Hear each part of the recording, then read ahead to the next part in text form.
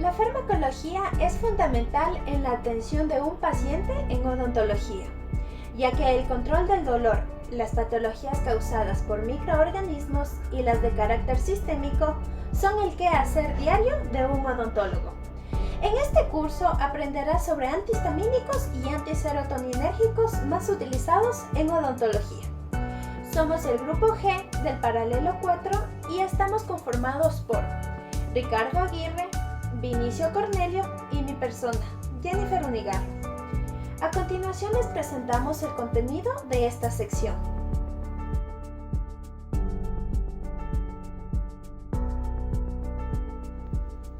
Iniciaremos hablando sobre los antihistamínicos, pero para entender de mejor manera este grupo de fármacos tenemos que entender primero los conceptos básicos del químico que se va a propagar en un proceso alérgico. Pero, ¿qué es la histamina? Es una molécula producida por los mastocitos y los basófilos. Funciona como neurotransmisor, por lo tanto será una molécula de señalización que envía señales entre células y el tejido conectivo. También funciona como neuromodulador, pero también modula de manera importante en la respuesta del sistema inmunitario, ayudando a defendernos de ciertos agentes patógenos. Como vemos, la histamina es absolutamente indispensable en pequeñas cantidades y condiciones normales. Contribuye a la regulación de diversas funciones. Sin embargo, hay momentos en los que el cuerpo se puede confundir y manifiesta rechazo a sustancias extrañas que pueden ser inofensivas. Las cataloga como una amenaza para nuestra salud y cuando esto sucede produce una reacción inapropiada que libera un nivel exagerado de histamina, dando al lugar los molestos síntomas de la alergia. Entre los primeros síntomas, veremos que las células endoteliales producirán vasopermeabilidad. Eso explicaría la presencia de lagrimeo ocular, rubor y el exceso de líquido extracelular en los procesos alérgicos. A nivel intestinal, también habrá procesos inflamatorios, llegando a producir vómito y diarrea en caso de alergia a los alimentos. Inicia procesos de inflamación que pueden afectar la musculatura en los pulmones y en los bronquios. Esto produce constricción y dificultad a la respiración, pudiendo incluso llegar a producir anafilaxis. Como podemos ver, la histamina puede producir una reacción sensible por ciertos estímulos externos, pero para que se produzcan estas reacciones, la histamina debe ser captada por unos receptores. Estos receptores son conocidos como H1, H2, H3 y H4. Pero, ¿cómo funcionan estos receptores específicamente? Bueno, cada uno tiene su función. Por ejemplo, los receptores H1 tienen una relación directa con las reacciones de tipo alérgicas. Se distribuyen en el sistema nervioso periférico y la musculatura lisa. Son causantes de provocar vasodilatación, broncoconstricción y quimiostasis. Luego tenemos a los receptores H2. Son receptores que se caracterizan por ser los encargados de la producción de ácido gástrico y también de factores intrínsecos. Cuando hay un estímulo en los receptores H2, provocan un incremento de la secreción de ácido gástrico y vasodilatación. Los receptores H3 vemos que su principal función será autorreceptar la liberación de histamina.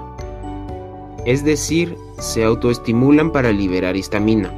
También pueden interactuar con otros neurotransmisores cerebrales, como la acetilcolina, la dopamina o el ácido GABA. Por último tenemos a los receptores H4, presentes en las células inmunes, como los leucocitos en la sangre periférica, timo, vaso y médula ósea. Y su activación está relacionada también con la quimiostasis de los eosinófilos. Muy bien, ya con los conceptos claros de la histamina y sus receptores, podemos entender lo que son los antihistamínicos. Son fármacos que ejercen su función sobre los receptores de histamina. Se unen a los receptores de histamina, los estabilizan y pueden inactivarlos durante horas. Y para su estudio vemos que se dividen en antagonistas y agonistas. Los agonistas, por su parte, no tienen uso práctico en la odontología. Sin embargo, se los puede utilizar para hacer pruebas y comprobar la presencia de alergias. Y luego están los agonistas de receptores de histamina, que sí son de uso odontológico común debido a sus funciones que presentan como antiácidos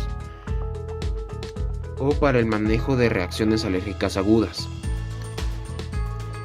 En su clasificación tenemos entonces a los histamínicos de primera generación, receptores de los H1. Son capaces de producir vasodilatación y broncoconstricción. Cuando un antihistamínico actúa sobre estos receptores, son de primera generación, atraviesan la barrera hematoencefálica y se vuelven antieméticos y antitóxicos. Después están los de generación 2, son antihistamínicos anti-H1, con la diferencia de que estos no rompen la barrera hematoencefálica y por lo tanto tienen menos efectos adversos. No producen sedación, dejan de ser antieméticos y anticenotóxicos.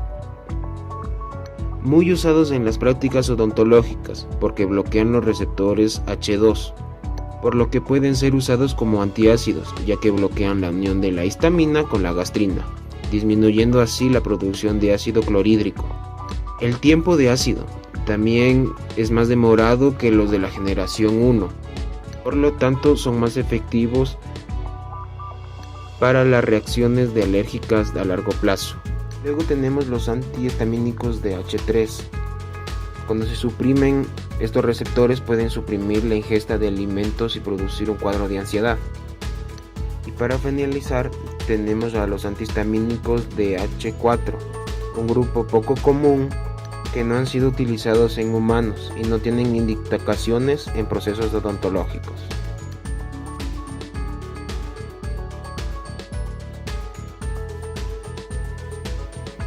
En odontología, los antihistamínicos se utilizan mucho como antiácidos, antialérgicos y como acción sedante. Detallemos a cada uno de ellos. Antiácidos. Para controlar enfermedades causadas por la excesiva secreción de ácido gástrico, se utilizan antihistamínicos H2. Estos mismos medicamentos son utilizados por los odontólogos en la prevención de la toxicidad gástrica provocado por los AINES. Los antihistamínicos H2 se utilizan para afecciones como la enfermedad por reflujo gástrico esofágico o úlcera péptida, que causan lesiones bucales como malformaciones vasculares del labio y erosiones del esmalte dental. Para este tipo de tratamiento se utilizan los siguientes medicamentos: rinitidina y cimetidina. Otro dato importante es que se utiliza mucho como antiácidos más efectivos los inhibidores de bomba de protones, como es el omeprazol y lansoprazol. La alergia aparece cuando el cuerpo reacciona ante sustancias que identifica como dañinas. Estas sustancias, como el polen de los árboles o los ácaros del polvo, se denominan alérgenos. Luego de la primera exposición del cuerpo al alérgeno, los glóbulos blancos producen anticuerpos que preparan al sistema inmunológico para el próximo encuentro con el mismo alérgeno. Los anticuerpos se unen a los mastocitos, células especiales que se encuentran en los tejidos del sistema respiratorio y el digestivo. La siguiente exposición al alérgeno, aunque se trate de una pequeña cantidad, hace que los mastocitos liberen histamina. Al liberarse, la histamina se une a los receptores de las células circundantes. Estos receptores interactúan con otras sustancias en el cuerpo y hacen que los vasos sanguíneos de la zona se inflamen y secreten líquido en exceso. Esto causa síntomas como estornudos, goteo nasal y ojos llorosos.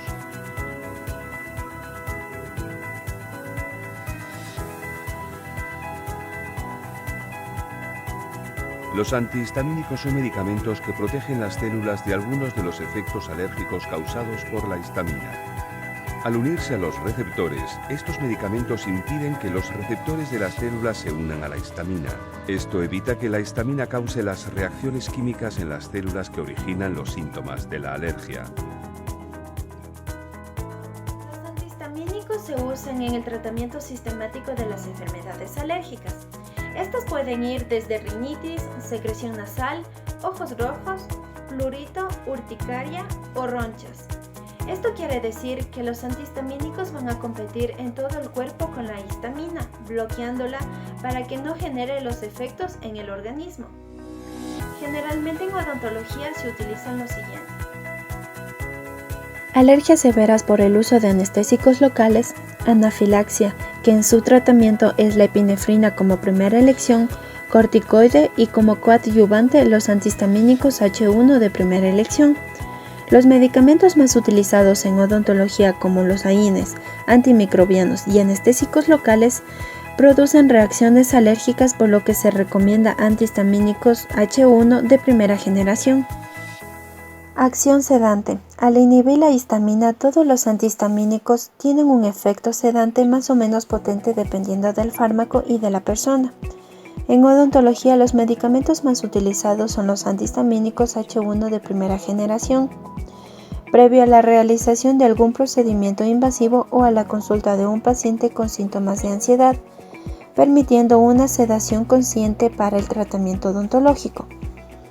Como lo menciona en el artículo de odontología de sedación consciente en niños, interactuando dos medicamentos, el midazolam y la hidroxicicina, modificando la conducta negativa de pacientes odontopediátricos. Si deseas estudiar el artículo, te lo dejo en la barra de menú, el link. En otro artículo estudiado de la revista NCBI, relaciona el uso de la cetiricina y ketotifeno en pacientes entre 3 y 12 años de edad, observando como dato curioso que incrementa el riesgo de caries dental, por lo que se recomienda también tener mucha precaución en niños asmáticos. De igual manera, adjunto el link del artículo si lo desea estudiar más a profundidad. Datos farmacológicos. Los antihistamínicos H1 cumplen muchísimas funciones en el cuerpo. Por ejemplo, bloquean la acción de la histamina en las fibras musculares lisas, es decir, que revierten la acción constructora de la histamina en la musculatura de vía respiratoria y en vasos sanguíneos. Además, tienen acción estimulante y sedante del sistema nervioso central, a diferencia de los de segunda generación que no lo tienen. Tienen reacciones de hipersensibilidad inmediata con relación a las alergias y anafilaxia. En general, los antihistamínicos tienen interacciones desfavorables con medicamentos que presentan acción sedante sobre el sistema nervioso central, como los hipnóticos, ansiáticos y antidepresivos. Para el uso odontológico hay que tener en cuenta los siguientes medicamentos. Antihistamínicos de primera generación, difenhidramina, dimendrinato, hidroxicicina. Los depresores del sistema nervioso central incrementan su acción sedante, alcohol, benzodiazepinas, tranquilizantes, antidepresivos y medicamentos fotosensibles. No administrarse junto con inhibidores de la monoaminooxidasa, también llamados IMAO. Los antihistamínicos de segunda generación, loratadina, que interactúa con la cimetidina, ketoconazol y eritromicina. Interfieren en su metabolismo, por lo que incrementan sus concentraciones. Los alimentos retrasan su absorción e incrementan su disponibilidad. Antihistamínicos anti-H2 o antiácidos. Tenemos a la ranitidina, que afecta la biodisponibilidad del ketoconazol, itraconazol, teofilina y cefalosporinas orales y alcohol. No administrar conjuntamente con antiácidos. Y por último, todos aquellos fármacos que alargan el intervalo QT en electrocardiograma debería utilizarse como precaución al tomar antihistamínicos.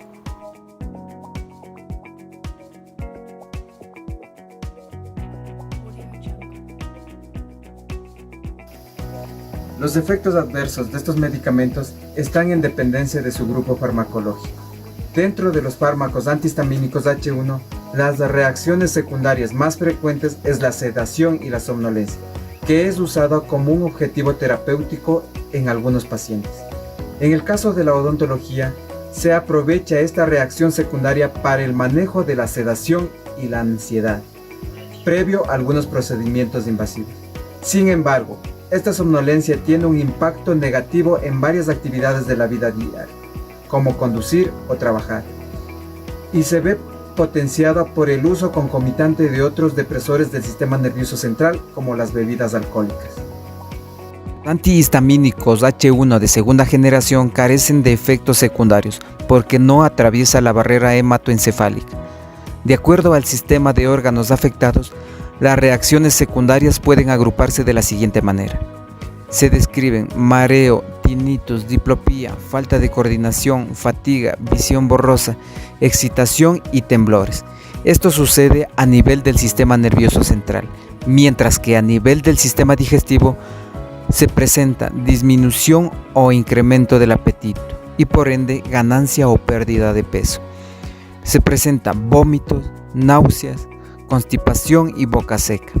Estas reacciones pueden disminuir si se administran junto a los alimentos. Algunos antihistamínicos H1 pueden causar sequedad de las vías respiratorias e inducir a la tos. Estos medicamentos se han asociado a retención urinaria, polaquiuria o dificultad para orinar. Y en el sistema cardiovascular se ha relacionado algunos antihistamínicos H1 con alteraciones del ritmo cardíaco y con un alargamiento del intervalo del QT en el electrocardiograma.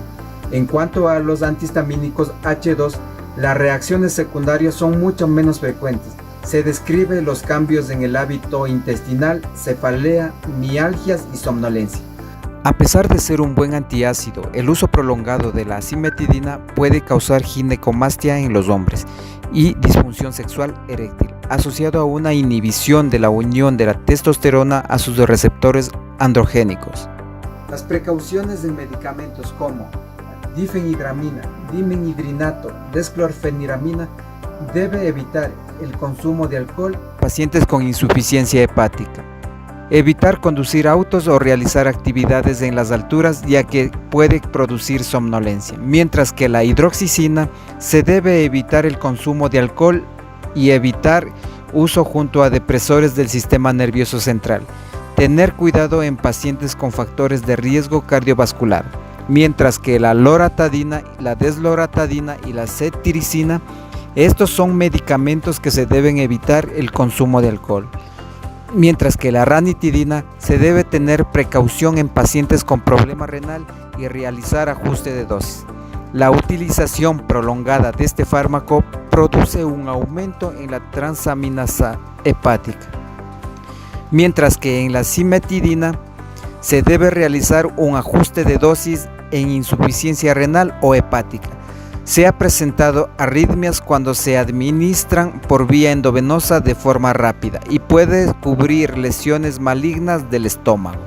Dentro de las contraindicaciones de los antihistamínicos H1 se debe tener precaución en pacientes con enfermedad pulmonar obstructiva crónica o asma bronquial. No usar en pacientes con antecedentes de retención urinaria, ilio paralítico o hipertrofia prostática benigna. Evitar durante el embarazo y la lactancia materna, porque atraviesa la placenta y se excreta por la leche materna. En cuanto a los antihistamínicos H2, están contraindicados en caso de alergia y usar con precaución en caso de disfunción renal o hepática. A continuación se muestra de forma específica las contraindicaciones de algunos antihistamínicos de uso odontológico. La difenhidramina no se debe administrar en menores de 3 años, en tratamientos con IMAU, en glaucoma de ángulo cerrado, no en pacientes con EPOC o asma bronquial, y evitar en hiperplasia prostática. Mientras que la dexclorfeniramina no se debe administrar en pacientes que se encuentran utilizando inhibidores de monoamino oxidasa, o también conocidos como IMAU. Y la dimenhidrinato no se debe administrar en pacientes con antecedentes de alergias a este medicamento. No utilizar en recién nacidos, en pacientes con glaucoma, hiperplasia prostática benigna o asma bronquial. Y la loratadina está contraindicado en niños menores de 2 años. Y la desloratadina no se recomienda en pacientes con insuficiencia renal avanzada, no en niños menores de 12 años y debe evitarse durante el embarazo y lactancia. Mientras que la cimetidina está contraindicado en pacientes con insuficiencia hepática o renal grave. A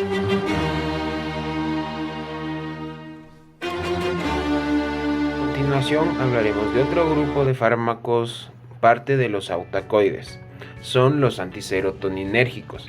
Pero para entender de mejor manera este grupo de fármacos tenemos que tener en cuenta ciertas generalidades.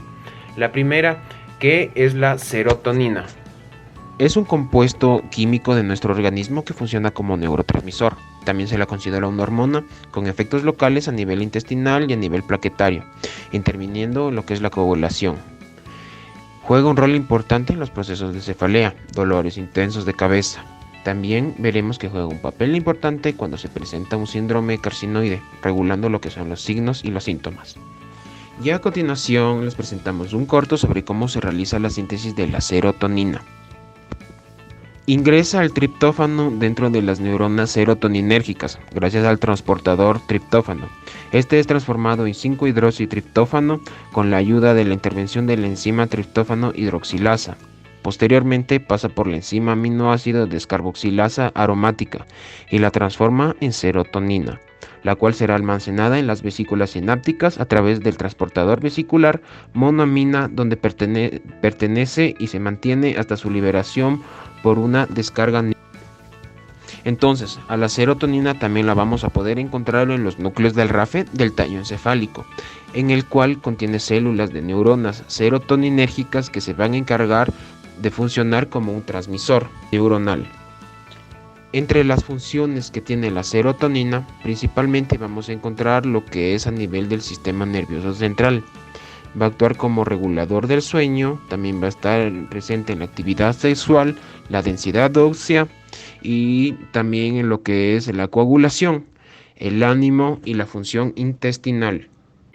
Se han mencionado 7 familias de tipos de receptores. Algunos de ellos se encuentran en proceso de estudio, por lo que no se tiene ninguna función fisiológica. A continuación te presentamos cada uno de ellos. Receptores 5-HT1 se localiza principalmente en el cerebro y estos se subdividen en 5-HT1A, que está relacionado con el humor, la conducta, la regulación del ciclo del sueño y con el aprendizaje. El subtipo de 5-HT1B y 1D se expresan en células que tapizan los vasos sanguíneos cerebrales. Estos receptores son la diana de fármacos antimigrañosos. El 5-HT2 se encuentran en tejidos periféricos y el 5-HT2A en acciones sobre la musculatura lisa y las plaquetas. El 5-HT3, el polimorfismo de este receptor está relacionado con un incremento a náuseas y a vómitos. El 5-HT4 está muy implicado en la actividad peristáltica intestinal. El 5-HT5, 6 y 7 apenas se dispone de información sobre ellos, más allá de una presencia del sistema nervioso central y otros tejidos. Agonista selectivo sobre el receptor 5-HT1A, tiene una potente acción hipotensora pero sin utilidad terapéutica. El agonista del receptor 5-HT-B y D son los triptanos. Ejemplo, el sumatriptán, tratamiento electivo para las migrañas y cefalea en brotes. El antagonista del receptor 5-HT2A se utiliza de preferencia en profilaxis migrañosa y como tumores carcinoides. El antagonista del receptor 5-HT3 son utilizados como potentes antieméticos. Agonistas 5-HT4, estimulantes del peristaltismo, acción procinética. Farmacológicas. A nivel del sistema nervioso respiratorio, es un broncoconstrictor directo sobre el músculo liso bronquial. A nivel del gastrointestinal, en el esófago, la serotonina actúa a nivel de los receptores 5-HT4, produciendo relajación y contracción.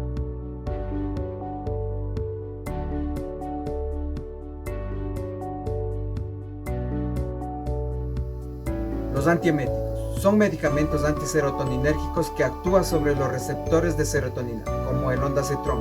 Son importantes para el tratamiento de las náuseas causados por las toxinas químicas y medicamentos utilizados en la quimioterapia y la anestesia general. En la enfermedad de Parkinson, el sistema serotoninérgico ha estado relacionado con el conocimiento, la emoción y el comportamiento motor. Por lo tanto, los cambios en este sistema pueden tener un efecto en las características motoras y no motoras, comúnmente asociados con la enfermedad de Parkinson. Se ha usado medicamentos serotoninérgicos para tratar esta enfermedad. Para tratar las migrañas se usa fármacos como el sumatriptán.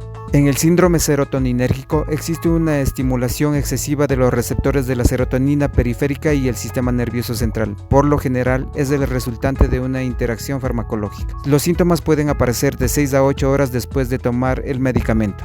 Dentro de los efectos de los medicamentos inhibidores de la recaptación de serotonina tenemos náusea, diarrea, aumento o pérdida de peso, aumento de la sudoración, mareo, somnolencia, temblor, sequedad de boca, dolor de cabeza, inquietud, pensamientos suicidas, disfunción sexual que puede desaparecer después de 2 a 4 semanas.